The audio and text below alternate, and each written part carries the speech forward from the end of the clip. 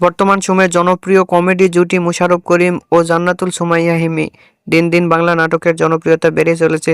সেই ধারাবাহিকতায় আবারও নতুন নাটক নিয়ে হাজির হয়েছেন জনপ্রিয় এই জুটি।